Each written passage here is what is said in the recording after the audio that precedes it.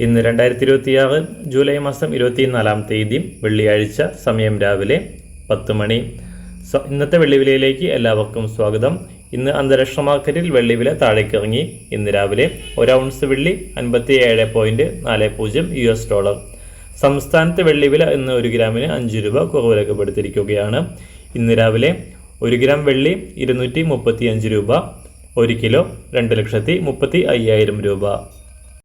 സംസ്ഥാനത്ത് സ്വർണ്ണവിലയും ഇന്ന് താഴേക്കിറങ്ങി. ഇന്ന് രാവിലെ 1 ഗ്രാം സ്വർണം 170 രൂപയും പവന് 1360 രൂപയും കുറഞ്ഞു.